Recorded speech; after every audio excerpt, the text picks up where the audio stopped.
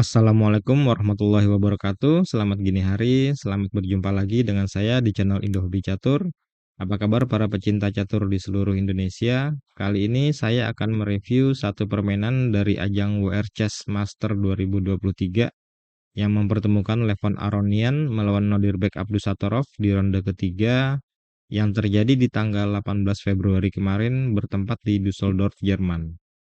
Turnamen ini menggunakan format waktu klasik dengan masing-masing pemain memiliki 120 menit untuk 40 langkah, lalu ditambah 60 menit untuk 20 langkah berikutnya, dan 15 menit hingga permainan selesai, dan dengan penambahan waktu 30 detik dari langkah ke-61. Oke, mari kita lihat. Levon Aronian membuka dengan pion ke 4 lalu pion C5, kuda ke F3, pion D6, seperti biasa pion ke D4. Lalu pion C makan pion D, kuda makan pion D, lalu kuda ke F6, menyerang pion E4, dijaga dengan kuda ke C3, lalu pion ke G6. Nodirbek memilih Sisilia Varianaga, ini adalah pembukaan yang sangat tajam. Nodirbek seperti menyatakan bahwa dia bisa memenangkan permainan melawan siapapun dengan pembukaan ini, bahkan dengan buah hitam.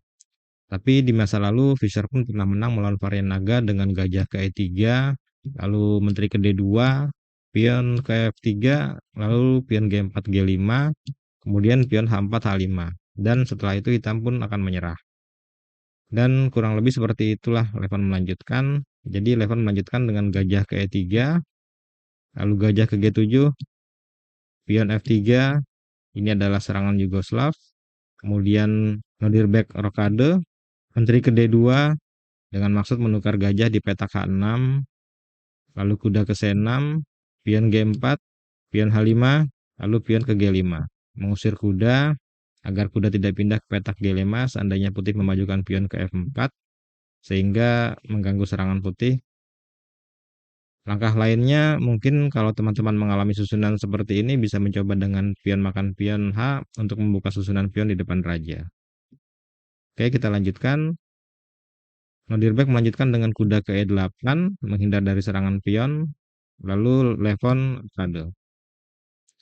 Menteri ke A5 menyerang pion di A2, lalu kuda ke B3 mengusir menteri.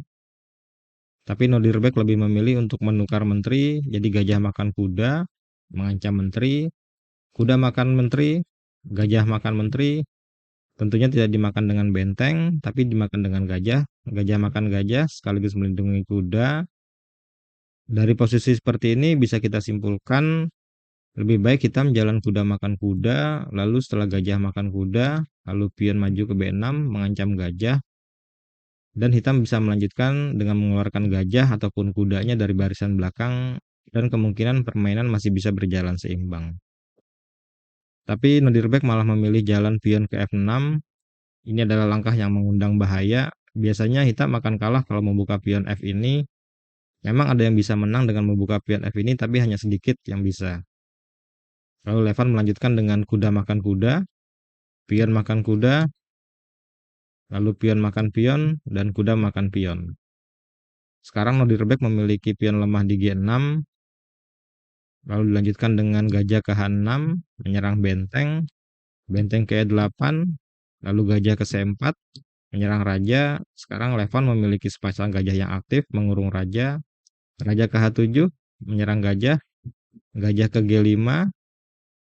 Rencana Levon sudah pasti mengarah ke petak G6 dengan menggandakan benteng di lajur G, tapi langkah gajah ke G5 ini bisa menjadi alternatif untuk mendapatkan pion di D6 setelah gajah makan kuda, lalu pion makan gajah, dan benteng bisa memakan pion di D6.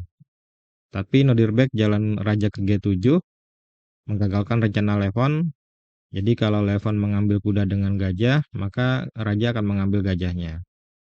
Kemudian benteng ke G1, menyerang pion di G6, dan kita akan lihat bagaimana cara Nodirbek menjaga pion lemah ini.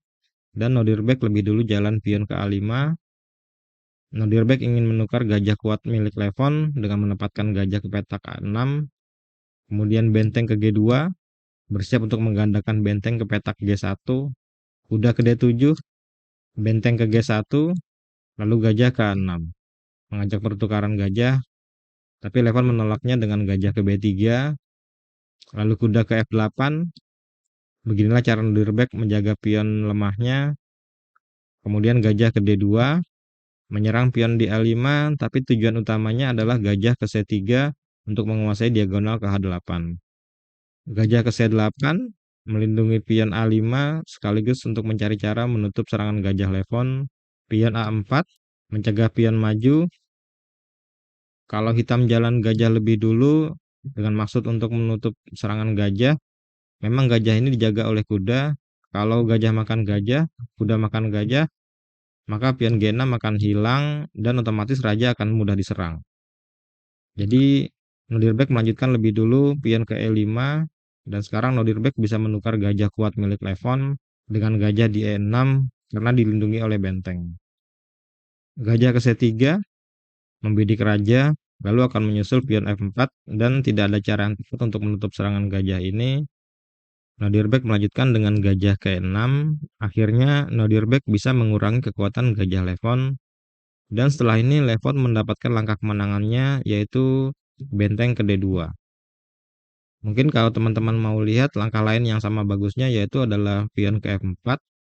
Kita akan lihat bagaimana kalau kita main pion F4. Dilanjutkan dengan gajah makan gajah. Lalu pion makan gajah.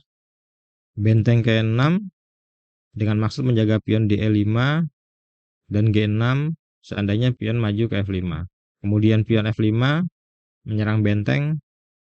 Benteng ke F6, lalu gajah ke D2 untuk mengancam benteng di petak D5, dan misalkan hitam jalan pion ke D5 untuk memberi ruang bagi benteng ke petak D6, kemudian gajah ke G5, benteng ke D6 agar benteng tetap bisa mengawasi pion G6, lalu gajah ke E7 menyerang benteng dan kuda. Setelah benteng pindah, gajah makan kuda, benteng makan gajah. Sekarang putih bisa mengambil pion di G6, ini skak, raja ke F7, dan misalkan putih mencoba dengan memainkan pion ke B4 untuk membebaskan pion di lajur A, lalu pion makan pion, pion maju ke A5, dan misalkan dijaga oleh benteng ke A8, lalu benteng ke G7 skak. Kalau raja ke F6 maka akan skakmat, jadi raja harus pindah ke belakang, lalu benteng ke G8 skak. Setelah raja pindah, maka hitam akan kalah setelah kehilangan bentengnya. Oke, kita kembali tadi setelah Levon melangkahkan benteng ke D2, Nurdirback melanjutkan dengan gajah makan gajah, lalu pion makan gajah, dan benteng ke E6, menjaga pion di D6, dan G6 seandainya Levon memajukan pion ke F4, F5. Tapi Levon lebih dulu jalan benteng ke D1, merubah arah serangan ke pion lemah D6, menambah penjagaan dengan benteng ke D8, barulah dilanjut dengan pion F4. Lalu pion G5, dengan harapan Levon akan mengambil pion di G5 dan akan terjadi permainan akhir yang panjang dan melelahkan. Tapi Levon tidak mau berlama-lama, jadi Levon memilih pion F5. Dan di sini setelah langkah ke-31 dari Levon, Nurdirback Abdusattorov menyerah dikarenakan hitam pasti kalah. Mari kita lihat bagaimana permainan ini kalau dilanjutkan. Kalau hitam memilih melangkahkan bentengnya ke petak F6, maka putih akan melanjutkan dengan gajah makan pion. Benteng ini tidak bisa pindah karena ada open skak kepada raja. Jika dimakan oleh pion, maka benteng makan benteng, dan dengan kondisi dua benteng melawan benteng kuda, hitam tidak akan bisa menang di permainan akhir. Atau pilihan lainnya adalah benteng ke E8. Maka putih akan melanjutkan dengan benteng memakan pion, lalu benteng makan benteng, dan benteng makan benteng. Dalam posisi ini, dengan kondisi pion A dan pion C yang menggantung, tidak ada harapan bagi hitam untuk menang karena setelah itu pion A dan B akan bisa promosi. Seperti saya sampaikan sebelumnya, penyebab kekalahan ini terjadi pada langkah ke-14 yaitu pion maju ke F6. Membuat kesalahan fatal seperti ini melawan super grandmaster seperti Aronian sama saja bersiap untuk kalah dalam permainan. Oke, sekian saja review kali ini dari saya. Terima kasih sudah menonton. Semoga Anda menikmati video kali ini. Klik like jika Anda suka, dislike jika tidak suka, subscribe kalau teman-teman belum subscribe. Dan terima kasih juga bagi yang sudah subscribe, like, serta komen di video ini atau video saya sebelumnya. Sampai jumpa di video berikutnya. Assalamualaikum warahmatullahi wabarakatuh. See ya.